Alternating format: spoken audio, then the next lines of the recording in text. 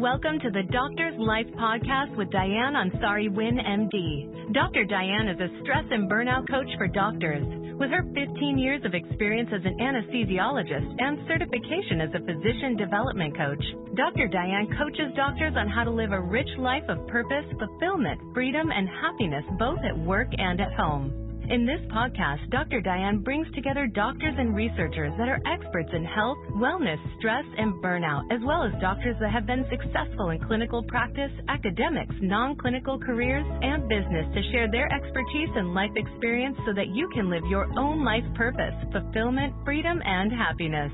To get free access to a PDF and video of easy and proven strategies that melt stress away and keep it away, simply register at www.dianneansari-winn.com. That's www.dianneansari-winn.com. Now here is your host, Dr. Dianne Ansari-Winn.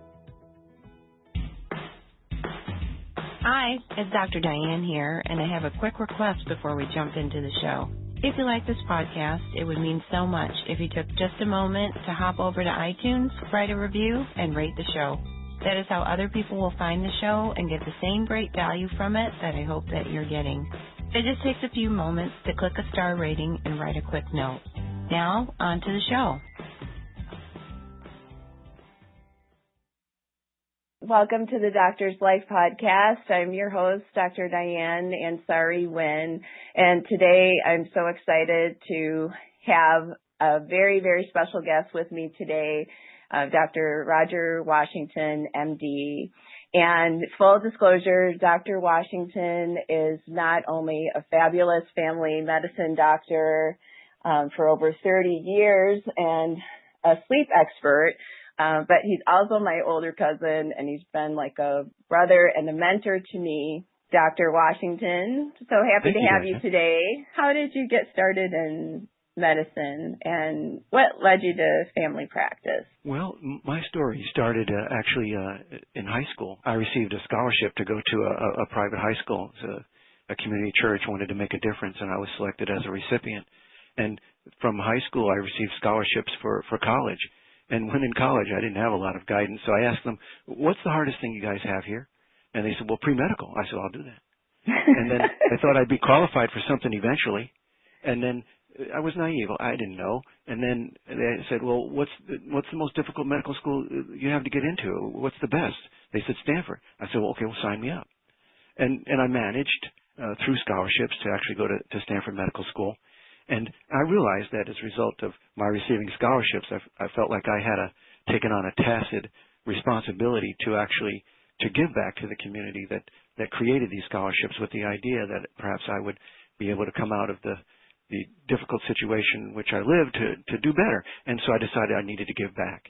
And instead of going into one of the subspecialties like most of my colleagues from Stanford, I thought that if I went into family practice, it would be the most effective way for me to actually give back to the community, and that's what I've done. And it's been a wonderful practice of 30 years where I've been able to practice medicine. And actually, I took an academic approach, and I've learned about how to help people who have difficulties with their health. I think it's important to underline that there isn't necessarily like a clear demarcation between academics and private practice, that you can bring an academic approach to a private practice. What are your thoughts about that?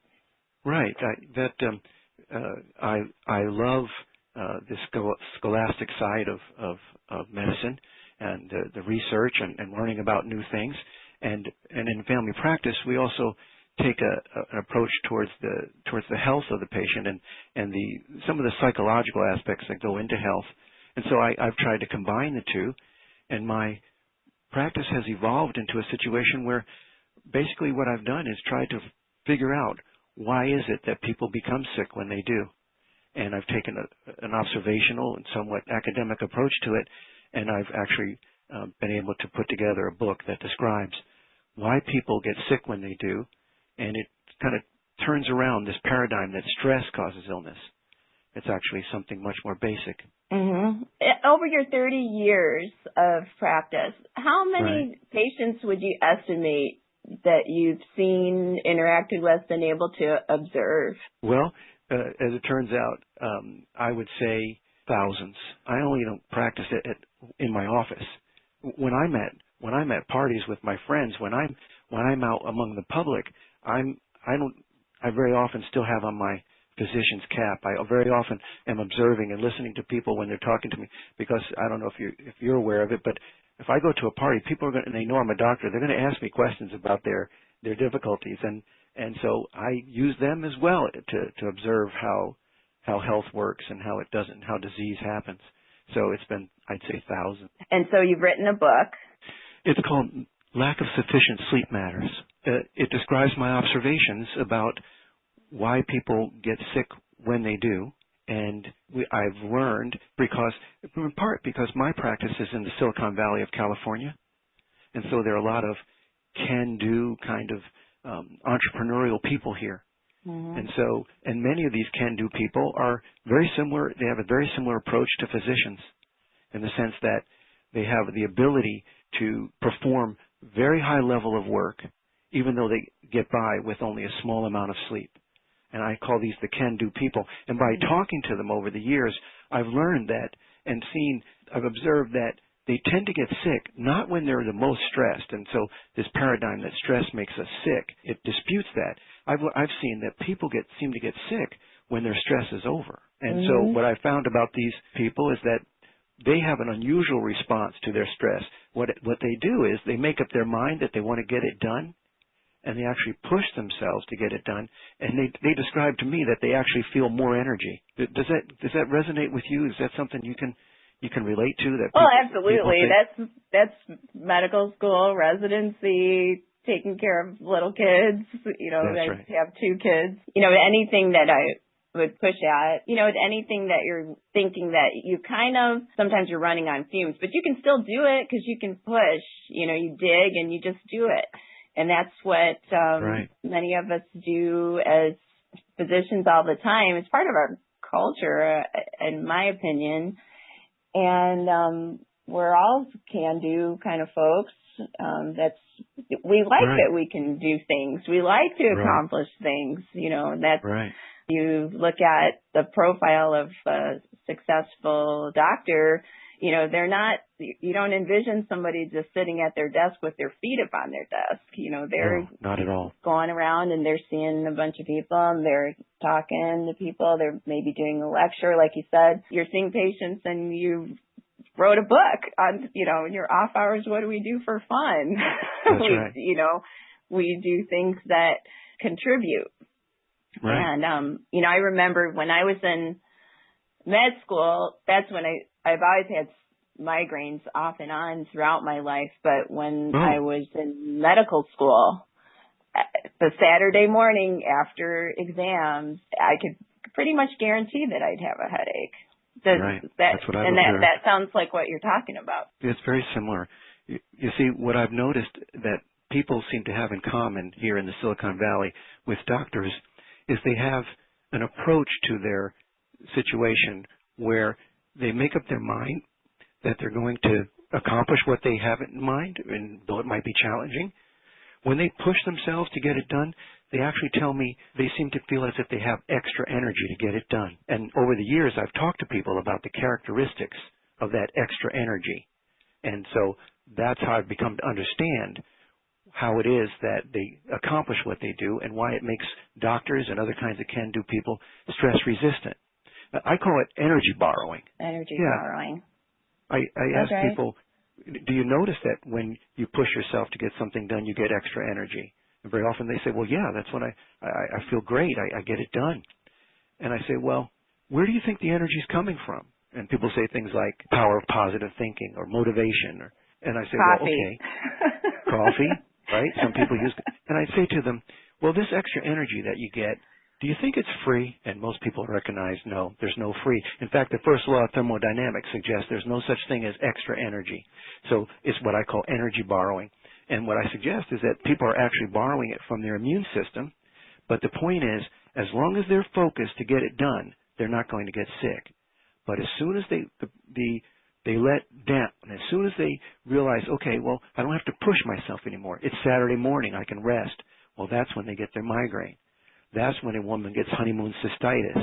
That's when people get DVT on the airplane coming back from the important meeting on the East Coast. Nobody gets DVT on the way to the big meeting. No, people don't get sick if they have to push themselves. Now, when they slow down, that's when we see illness. And I call people go from an accelerated feeling to a crashed feeling. And those are acronyms that I describe in my book that describes the characteristics of the people when they're in their go mode to get it done.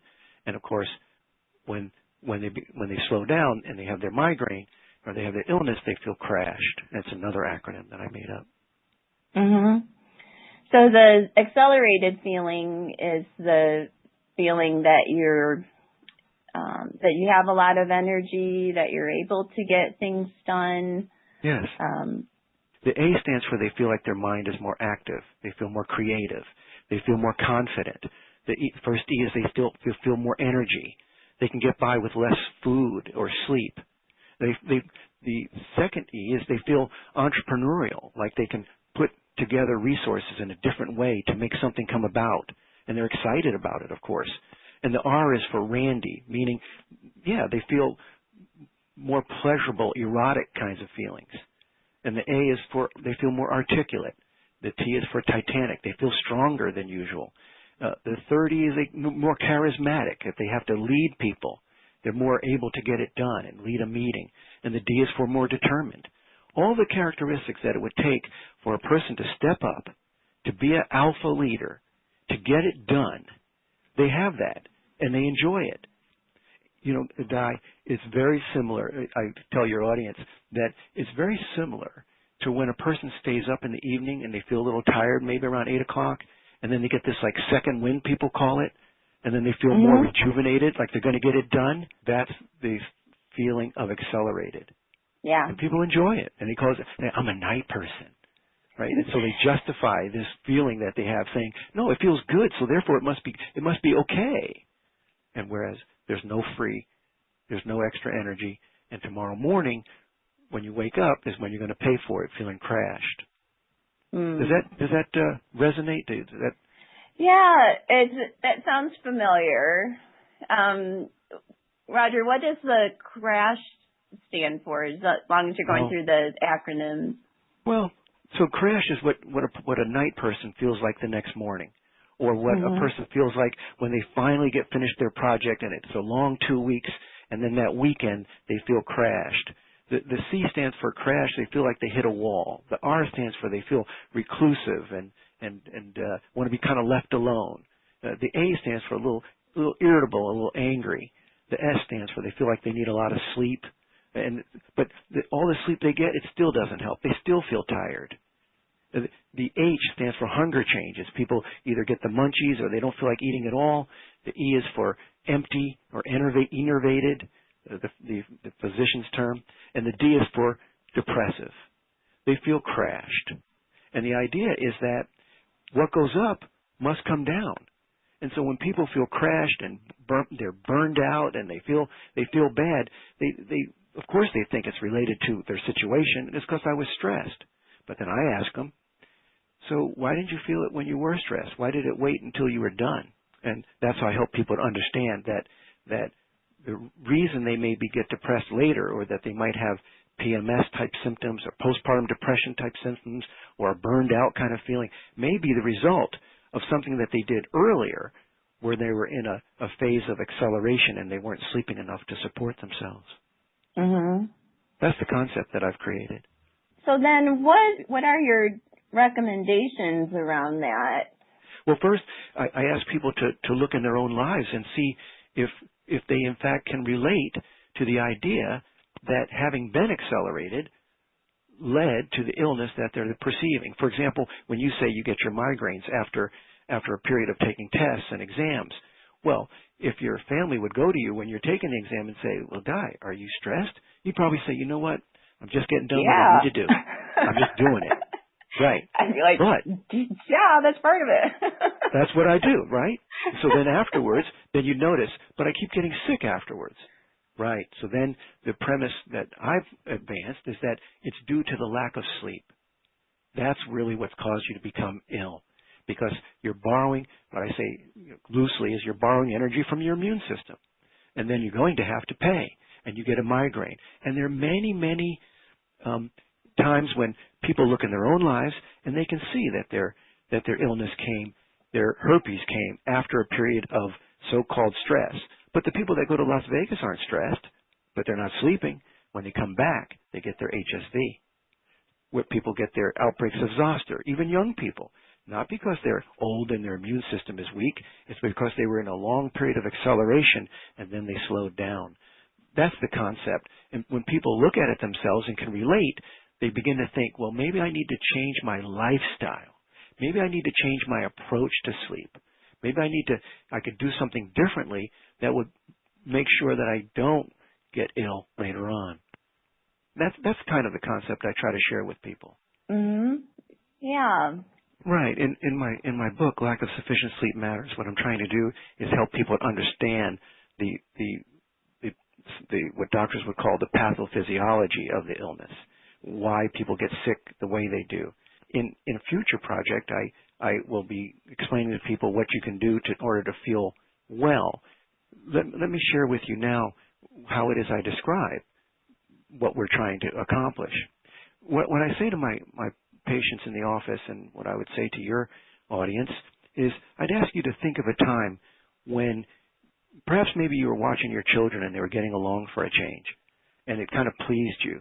Or maybe you're out near the beach and you smell that fresh air, or you get out of your car at a vista point and you feel wide awake and alert, and you're paying attention to what's around you, and you have a certain sense of perspective. And I say, do you know that feeling? And I could ask you, Di. I'm gonna. Yeah, you know that feeling? I'm into it. I have a vivid imagination, so I'm at the beach all of a sudden. Right. So what I say to my patients, I say, do you know that feeling? And they say, well, yeah, I know that feeling. I had one of my patients say, yeah, I know. I get that all the time, Doc. I get that once a year. Why are we talking about that? Well, then I say, well, what is that actually called? Well, the thing is, people have difficulty with it. They call it contentment or peace or state of mind. But what it turns out, Di, is that we've been lied to as physicians. You see, hyper means too much and hypo means too little. EU is the phrase we use to describe what's normal. Right. Euphoria actually means normal. It doesn't mean some sort of advanced or out of proportion state of enjoyment. No, euphoria is that feeling you have when you're well rested and when you feel healthy. And what I try to tell my patients is by sleeping well and changing your lifestyle, you can have that feeling every day. And that's what we would try to get you towards.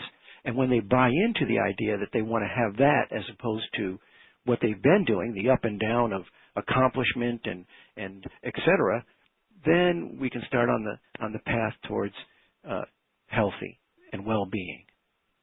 Does that make sense? Yeah, I can see the end goal, and I think as a coach that works with doctors that have stress and burnout, that you and I are striving for that for our clients and our patients, and of course ourselves, to have that that feeling. And there's a lot of different ways to approach it. Exactly. I look at, for example, I have my clients look into, are they on purpose? Are they in alignment? Are they feeling as though, have things changed? Have their goals changed? Are they managing their stress? And as you mentioned, like exercise, sleep, and diet, and all those things come together to be able to create a feeling of, as you said, of contentment, and also looking at things that deplete you and restore you, whether or not they're in work or at home, because sometimes people talk about this work-life balance, like work means that by definition somehow that work depletes you and being at home restores you. that's not always the case either. That's so, right. So being able to look at the way that your life, where you are in your life and how you're responding to your life and what you're creating in your life, is what I love to work with my clients around, so that they can achieve, as you say, this euphoria. Then why not? That's right. a great place to live, for sure. Yeah. As you say, there are many approaches to achieving that sense. In my practice, I use lifestyle coaching and advice, as well as medication, to help people to accomplish deep and rejuvenative sleep with the purpose of feeling that sense of well-being, that sense of feeling well-rested and healthy every day. Do you have an example, perhaps? I can give you an example that probably most of our audience can relate to. I call it's the scenario of sleeping in your mom's house. Most college people have had the experience where, as a result of being in college, they're sleeping too little and they're tired when they come home to their mom's house. And they get back to their mom's house and they sleep in their own bed without a lot of responsibility, and they tell themselves, I'm not getting up tomorrow. I'm going to sleep in. And they go back to their moms and they sleep in their own, and they wake up in the morning and they go back to sleep. And then they they see the light coming through the window, and it doesn't make them feel guilty at all. They go right back to sleep. And they keep doing that. They wake up with the cycles of sleep, and they go back to sleep, and they sleep until they can't sleep anymore. In other words, they become replete. And then when they finally wake up, they feel well rested. The idea is that you have to give yourself permission to sleep and recover. And when you feel comfortable and you're in your early 20s and you don't have the responsibilities of life and the guilt that's associated with staying in bed in the morning, then you tend to get better. Well, I have to help people understand that they have to give themselves permission to sleep. They have to give themselves permission to rejuvenate, because it goes against the culture that we have as physicians, for example, and for the can-do people that I work with here in Silicon Valley, who don't appreciate the value of sleep and who say silly things like, well, sleep's not that important. I'll sleep when I'm dead. How does one in today's age and with all the responsibilities, as you're familiar with, that right. most people have, how do they make room to be able to get sufficient sleep? Well, that's the art of my practice. To some extent, I have to learn what an individual's situation is and try to give them the workarounds. We don't all have the luxury of being able to sleep as long as we like and go to bed when we need to. You're right. And there's some people that I can't help them. Single moms, people that work split shifts. There's only so much that we can do in those situations. Then I so often have to resort to using medication and that sort of thing. What I have to tell people is that it starts with, I think it was Covey who said, start with the end in mind.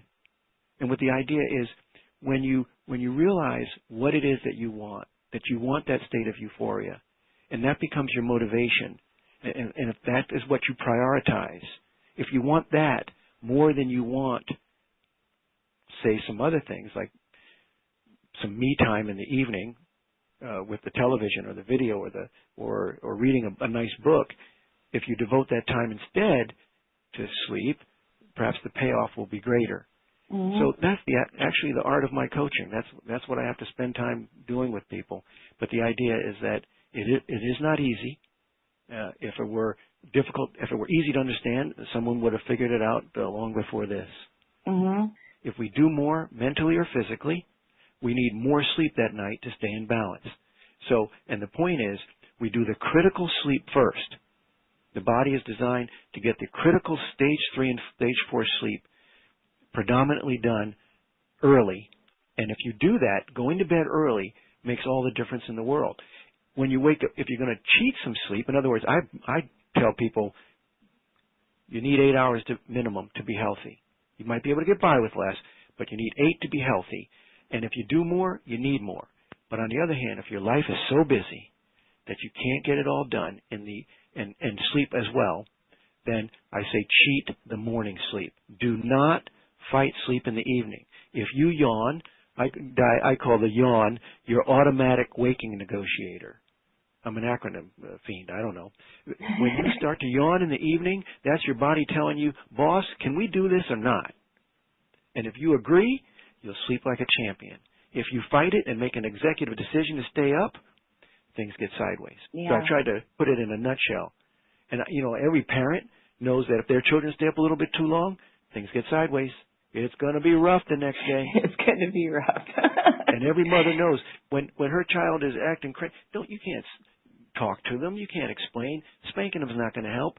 You get them some sleep. And that mom is what she do. She makes them go exercise and go to bed early that night. Next day she has her child back. We've been talking with Dr. Roger Washington. His book is called Lack of Sufficient Sleep Matters. And where can we find your book? Well, it's available on Amazon. There is an opportunity actually to download it, electronic version. It doesn't read as well because we use sidebars and they don't translate on the electronic version. I'm very passionate about this subject. I feel very strongly about it, and so perhaps that's come across. And it's been a pleasure talking to you again, Di. Thank you. Yeah, absolutely. Do you have a website? Yeah, it's called sleepmattersthebook.com. In fact, people can download a free chapter where I describe the accelerated experience. Excellent. Sleepmattersthebook.com, and find the book Lack of Sufficient Sleep Matters on Amazon.com.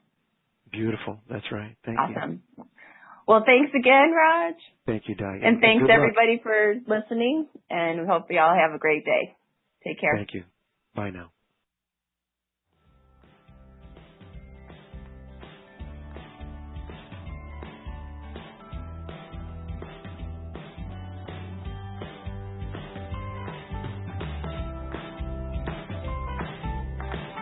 You've been listening to the Doctor's Life Podcast with Dianne Ansari-Winn, MD. Go to www.dianneansari-winn.com to read show notes, listen to past episodes, share your comments and show ideas, and pick up your free PDF and video of easy and proven strategies that will melt your daily stress away. That's www.dianneansari-winn.com.